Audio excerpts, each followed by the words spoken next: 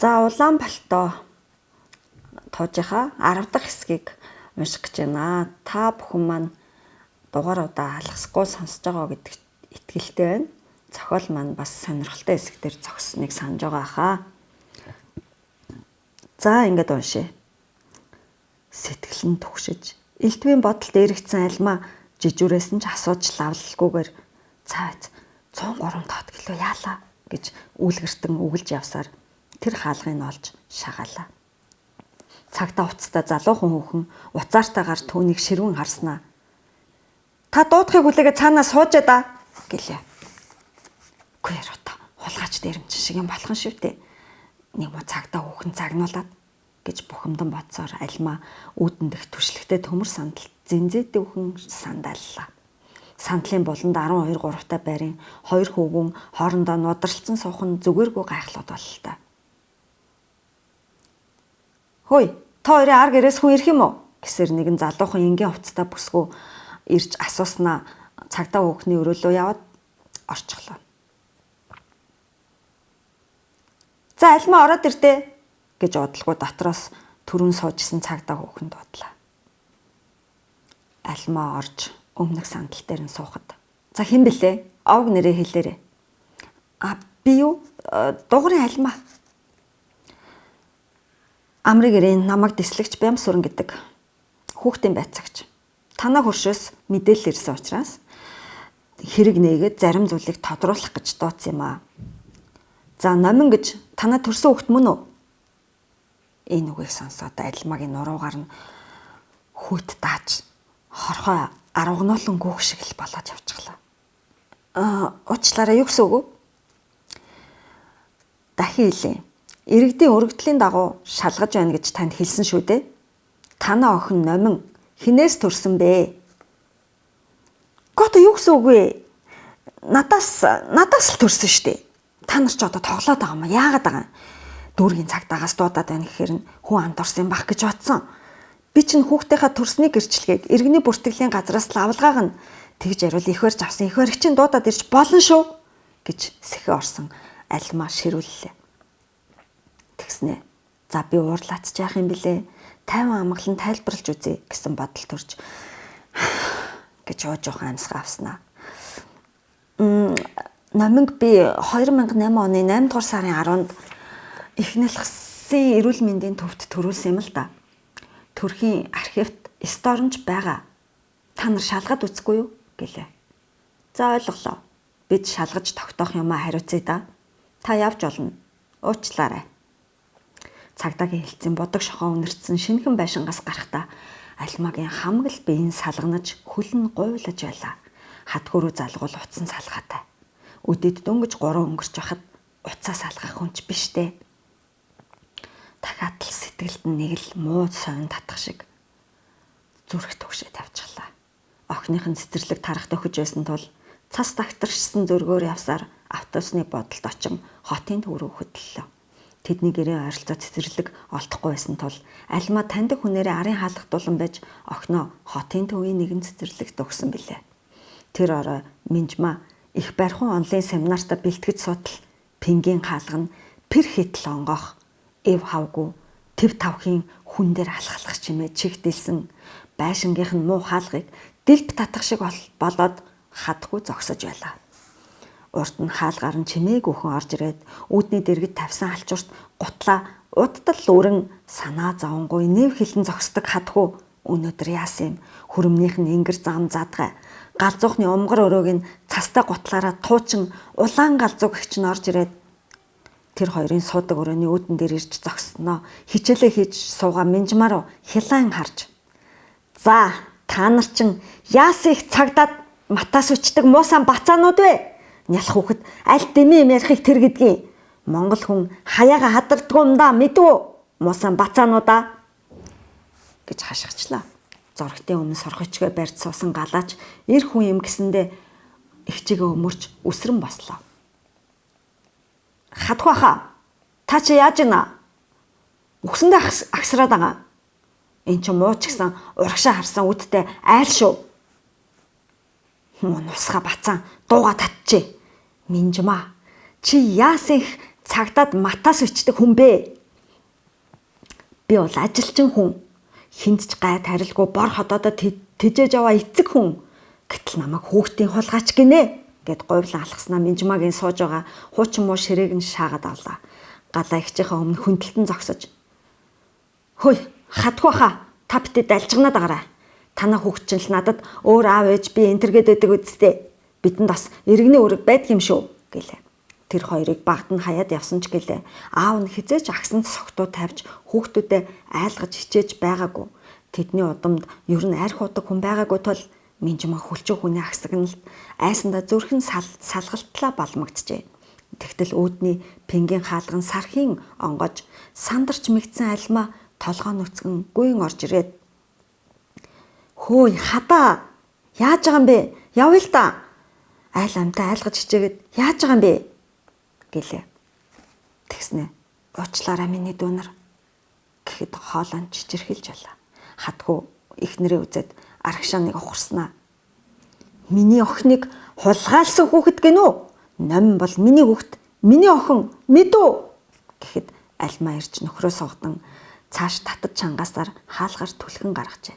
Минжмаа сандалтаа лакхийн сосноо зүрхээ тарж ёо согтуун ямар амар юм бэ гэхэд галаач айж төгшснээ нууж ширээн дээр байсан аяхтай зэлгийн цаг залгилснаа. Та яаж байгаа юм бэ? Эднийхийг цагтаа төгссөн юм уу? Адгийн зарга 10 хоног гихчээр яаж байгаа юм бэ анаа минь гэх нь хөдөөний нэгэн цүлх өвгөн өглөх шиг. Нөхрөө гэртээ оруулчгаад ирэв бололтой хаалга зөөлхөн онгоож альмаа орж ирлээ. Хүнтэй үг солихтой болж баг зэрэг тайвширсан Минжмаа галзуух руугаа орж альмааг суухыг урьлаа. Альмаа гутлаа арчин зогссоор байснаа зоохны дэрэгдэх туршлагагүй сандалд суухад галаа тавхтаа идэ авчирч альмаагийн өмнө тавилаа. Юу ч болж байсан хүнтэй мэдтэй устай цай идэтэй байхыг ээж нь 2 хүүхэдтэй сургасан билээ. Хүүхэн тавгнаас ганц чихэр авч задлснаа шүүрс алдаж. Миний хоёр дөө хатаа ахыгаа уучлаарай. Охиндоо үнэхээр амиа тавьдаг хүн байгаа юм л та хоёр мэдэн дээ гэлээ. Юуны туханд хүрэлгүй цагдаад өргөдөл өгсөндөө гимшсэн Минжмаач суудаг өрөөнийхөө хаалгыг түшин зогссоор зүгээрээ хичээ гэхээс өрөг олцсонгүй. Альмаа чихрийн амандаа хийснээ цаасыг хайсангүй жижиглэн ихсээр суулаа. Наминг яа харахгүй л би өөрөө төрүүлсэн юм шүү. Их нялхас тэгчин их хүндрэлтэй төрсөн л доо. Ус нь гарчгаад төрч чаддгүй. Бүтэн хоног илүү өвдөж 2 дахь хоног дээр их л тарчилж ээж яаж нэг 2 яс саландаа гэж байтал цоо ирвэл хөөхөн охин гарч үлээ. Минжээ чи ангаахад сурдаг утгагүй юмч болох хүн юу андах вэ? 36 цагийн турш дуншиж өвдөн гэдэг амар юм биш. Яах вэ тэгээд хүртлээ хөөрхөн л байсан л та гэснэ. Гунигтай инэв хил уруултан тодрон. Номинг яагаачгүй хилд ороод эхлэхээр нь хадаа маань хараач миний охин гоц ухаантай хүүхэд өрөөгүй хилд ороод гэж өнгөрөөд л гэлээ. За тэгээд хилд оромцоол манайх том шилэн байшинд байсан. Аав зураг зурдаг, ээж компьютераар юм бичдэг, гоё урт хумстай ээж байсан гэл хач юмараад эхэлсэн. Нялх амтнд тэгж жагаад явандаа мартчих болов гэсэн үгүй шүү. Улмал хачин зантай болоод улмал их юм ярьдаг болж эхэлсэн. Гоё шилэн байшин хаа байна? Миний улаан даашин цаана байна гэдэл. Учрыг ойлгохгүй байна. Та нар тэгж бодох нь аргагүй л бах л та гэлээ.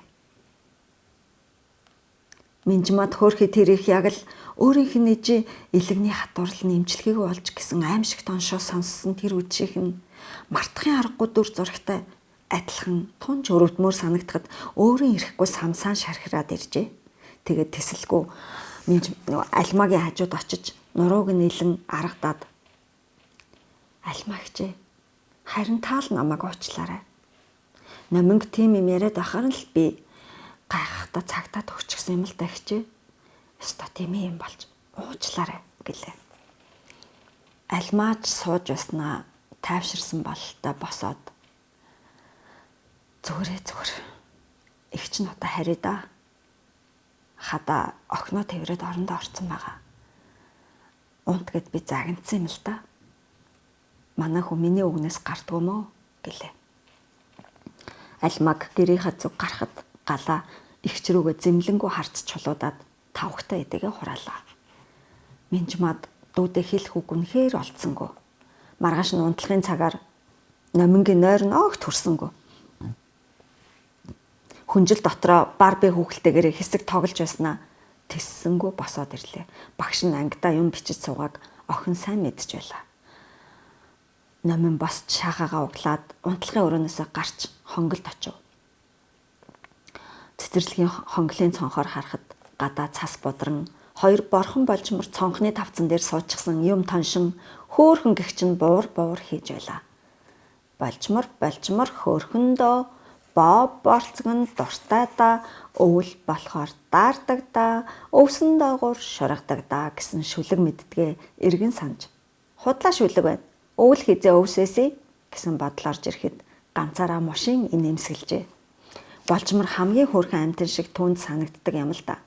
Ганц удаач гэсэн болжмрыг барьж аваад илээд тэврээд үнсгсэн гэж хүсдгээжтэй хэлтэл өмнөөс нь болохгүй миний охин. Шувууны өндгөнд хүн сүдрээч тосгож болдгүй юм. Шувуу чин тэнгэрт нисдэг амтан. Шувууг барьж авч тэвэрх юм бол дургуйцна. Бас өндгөн дээр сүдрээ хүрэх юм бол их нь өндгөө голчдаг юм.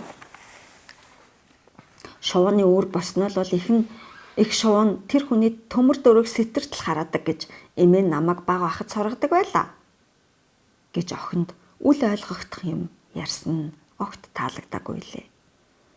Төмөр дөрөг гэж юу гэдгийг, төмөр дөрөг сэтэртэл хараана гэж юу гэдгийг охин юусаа ойлгоогүй. Ээжтэй зүгээр л болжмор хөөрхөн гэж ярьж хат ээж нь дандаа шал өөр юм ярьдгийг яа.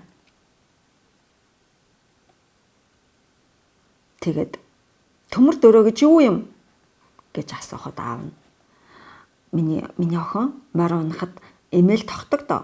Тэгээд эмээлэн дээрээ мордоод хөлөө тавьдаг эмийг дөрөө гэдэг байхгүй юу? Гэт эмээл зурж дөрөө гэж аль нь болохыг тайлбарлаж өгч үлээ. Тэр хоёр хөөрхөн болжмрыг хараад номинд энэ яриа санаанд нь орж инээмсэглэлээ. Аав нь дандаа л номингийн талд байдаг нь сайхан хэрэг шүү. Охин тэгснээ хин нэгэнтэй юм ярмаар санагдсандаа Машатайгаа ярилцаж эхэллээ.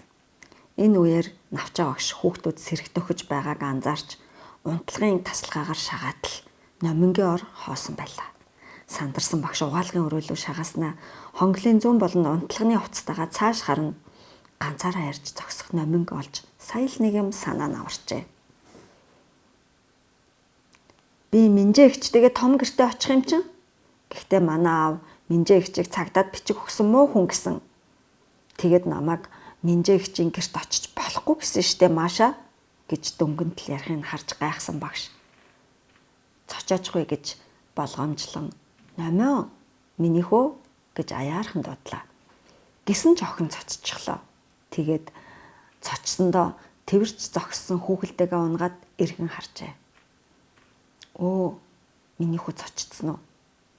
Номио, чи сая хинтээ ярьж байсан бэ?" "Би юу? Машатай ярьсан."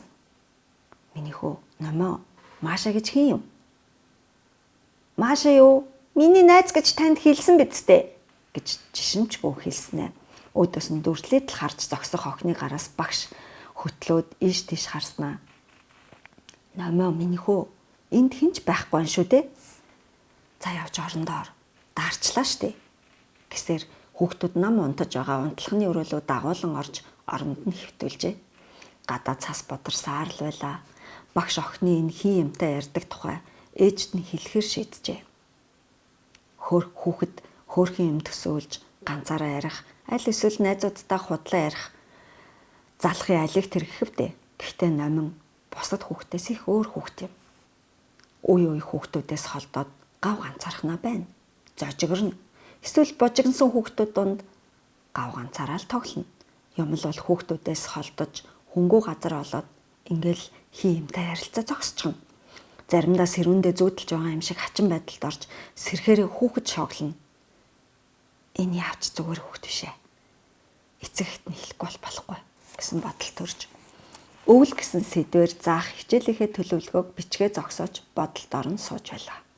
Тэр орой цэцэрлэг тарахын өмнө ээжийнх нь би гинт модлаа хэмээн гэрээсэн дуудснаас навчаа огш чөлөө авсан тул альмаатай уулзаж номингийн хин юмтай ярьдгийг дуулгаж амтсангүй ажээ.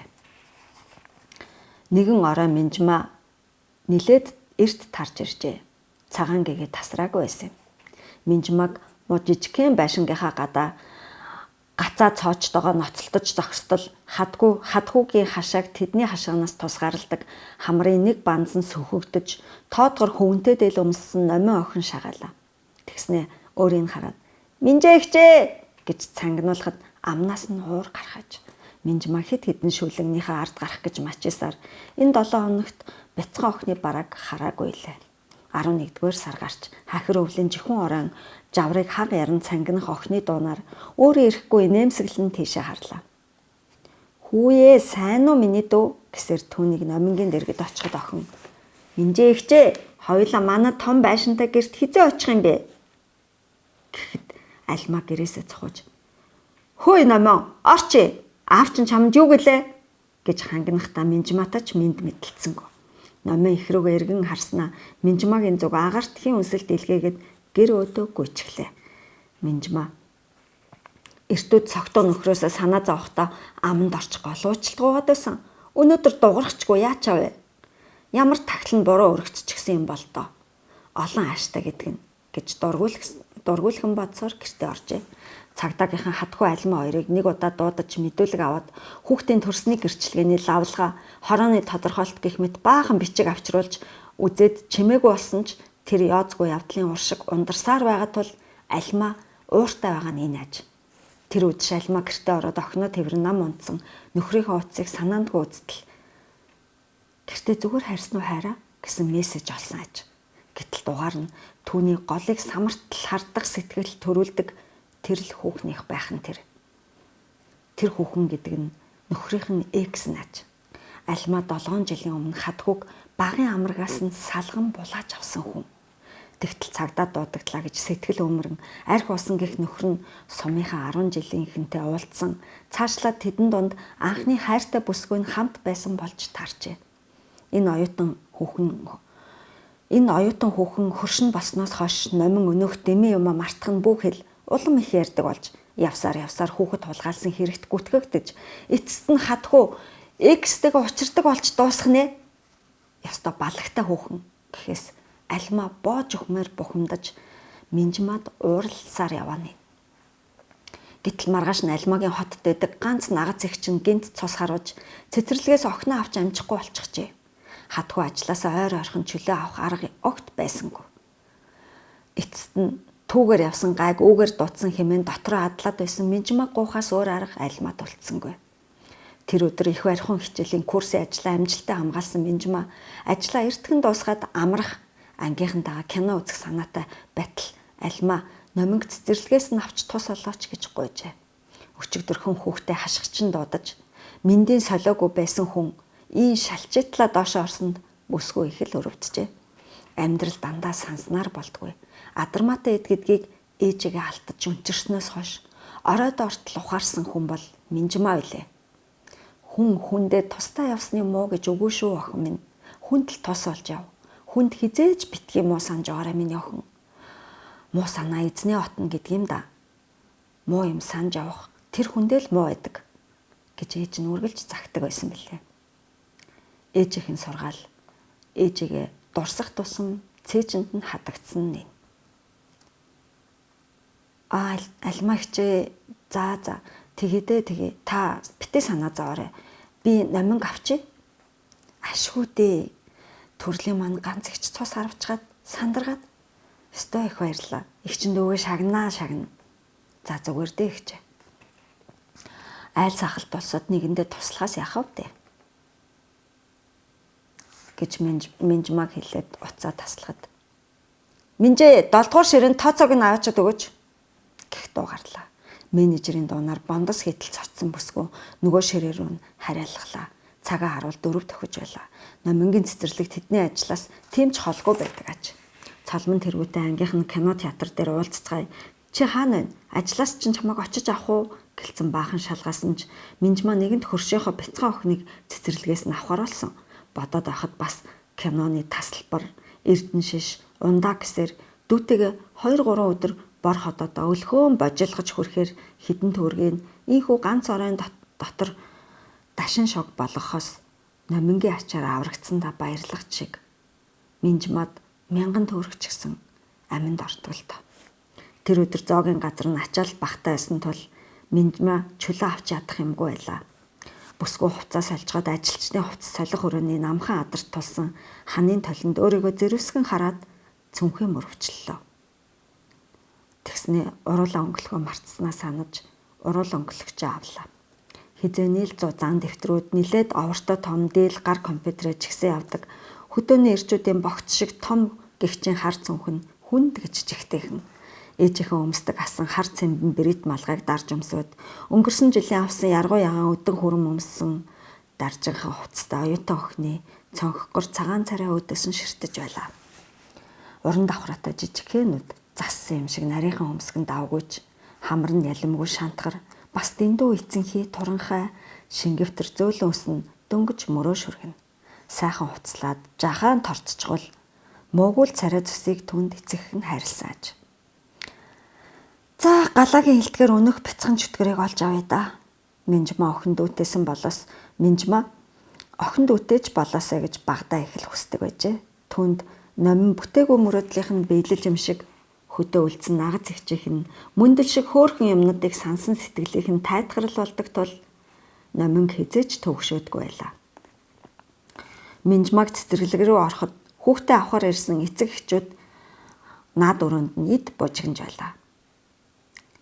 Ихчээ номинг авъя гэж асрагч бүсгүйд хэлж дуусаагүй байхад охин хаалхны ард өөрийг хүлээж байсан юм уу гэмээр тэр дорхноо гарч ирээд Минжээ ихчээ гэд гүгэд ирлээ. Духан хөлөрч хасар нь ягарсан номинг үнсгэд хүүхдийн инхэр зөөлөн өнөр хөлстэй нь холтон үнэртэд явчихлаа. За миний дэ хоёлоо хувцлая. Чинийг загастай шүүгээд билүү юу илээ гэхэд номин өөрөө хувцаа гарган вандан дээр шуугтан өмсч эхэллээ. Махлаг зузаан биетээ сэтгэл зөөлөн болов гэмээр эвэргүү төрхтэй залуу багш бүсгүй хувцсны өрөөлөө шагааснаа Минжмаг хараад хурч ирэв. За сайн байна уу? Энэ номингийн ээж нэрэг юм уу? Чи хэн юм бэ? гэж багшаа асуухад хөлдөг гутлан өмсгөж тонгоосоор минчиж улаасан номин. Энэ үү? Миний эгч Минжээ гэдгийн багшаа гэлээ. Багш тэр хоёрын дэргэд ирж эгч нь байсан юм уу? Номин хувцас өмсчээ. Багш нь эгчтэй нуул затхыг да гэд Минжмаг дагуулн охиноос зайдуухан аваачиж дуугаа намсгаж. Миний дүү. Багш нь чамд хэлэх юм байна. Мэд ээжт нь дамжуулчаарай. Эртүүд хэлэх гэсэн чинь би бас чөлөө аваад. Танаа номин хий юмтай яриад байна. Бүр зүгээр ч нэг ярих биш. Байнга эзгүй газар очиод яа гүнтэй ярьж байгаа юм шиг ярина. Тэр хий юм да нэр өгцөн. Маашаа гэсэн. Ёстой эвгүй. Тэгээд бүр заримдаа хүүхдүүдийн хажууд хүртэл болонд очиод яриад хүүхдүүд бүр анзаараад гайхаад байгаа. Чи нэг ээжт нь хэлэх хэрэгтэй байна. Имж мэмчд үзүүлдэг юм уу яадаг юм. Энэ яавч энгийн үзэгдэл биш гэж бодож байна гэж хэллээ. Минжмаа хүрмээ өмсөн зогсож байгаа номин охины зүг хялам хийснэ. Багшаа ийм хүүхд чинь хий юмтай арих төсөөлөн бодох, цохоож ярих гэд янз янзын зан гаргадаг юм шүү. Би ангаахаар сурдаг юм л да. Тэгээд бас хүүхдийн сэтгэл зүйн талаар баг саглыг сонссон. Ер нь тэгээд би хүүхдийн эмч болох гэж сурч байгаа. Хүүхдийн төсөөлөн бодох чадвар хөгждөг гэж уншсан юм байна. Гэхэд багш хажуугаар нь зөрөх ангийнхаа нэг хүүхдийн оролтыг засч өгөнгөө. Их чинь ч бас хүүхдтэй олон жил ажиллаж байна. Хүүхдийн сурган хүмүүжүүлэх гээд хичээл үзсэн мэрэгжлийн хүн. Энэ бол зүгээр төсөөлөл биш ээ миний дөө. Яг хүнтэй ярьж байгаа юм шиг ярина. Тэр үедээ ааш зан ширүүн болно, орчноо мэдрэхээ болно, орчноосоо харилцаа тасарна. Арай аутизм гэдэг нь юм биш байгаа. Гэхдээ тэгэхээр бас бусад үед хэвэн байгаа юм. Багш нь юм уншдаг хүн шүү. Уншдаг хүн. Янз янзын юмтай харьцуулж үзсэн байгаа. Би хувьдаа эцэг эх нь энэ хүүхдтэй анхаарал хандуулах нь зүйтэй гэж бодож байна. Мөн хүүхдийн сэтгэл зүйч эмчтэй уулзах ёстой болов гэж саналаа хэлж байна. Эдөө ээжт нь заавал дамжуулаарай. За баяртай гэж өөр нэг тийшээ харж нэг хүүхдээ ээжт хэллээ. За ойлголоо. Би хэлье багшаа гэд Минжмаа номинг дуудлаа. Багшийг өөр нэг хүүхдээ имээд юм захахаар холдоход Минжмаа сая л нэг санаа алдав. Яагаад ч юм өнөөдөр бичиж дуусгасан их барихуун курсын ажлын мөрөөд цээжинд нь орж ирээд л байлаа. Эхийн хевлэдэх ургийн хөгжлийн 20 дахь 7 хоногт уушигны хялгсан судас болон мөгөөрслөг бүтэц бүрэн боловсрно. Ураг олон давтагдсан жигд бус амьсгалын хөдөлгөөнтэй гэсэн өгүүлбэр бүр толгойд нь хатагдчихад салах шинжгүй байгааг яах вэ? Хүн бодол санаагаа удирдах сурах нь хамгийн бэрх байдаг аж. Минжмаа энэ хичээлдээ хичээсэн болохоор ингээд толгойд нь хичээл нь мөр мөрөөрөө орж ирээд байгааг яана. Толгоогоос сэгсрээд хэрэгтэй хэрэггүй бүх бодлынхоо хогийг тархинасаа цэвэрлжиж болдогч болоосоо доо. Номин гүйн ирж гараас нь хөтлөөд. Минжээ хчээ хоёулаа манад дахиад очие тэхүү гэд Минжмаагийн царайлуу үлээж Шрэкийн муурны харцаар царайчлан харлаа. За ингээд өнөөдрийн хэсэг өндөрлж байна. Тэгээд манай зохиолуудыг сонсож шүүдэр цэцэг сувгийг дагдаг та нартай баярлалаа. Тэгээд комментууд бичээрэй. Мөн энэ цоврал зохиолоос гадна заримдаа ингээд мэрэгжлийн уран уншигчийн уншсан зохиолоос бас оруулж авах болно. Ингээд цаг заваа зориулж сувгаа хөтлж байгааг маань урамшуулад миний хаан банкны дансанд урамшуул илгээгээрэй. Дараагийн хэсэг хүртэл баяртай.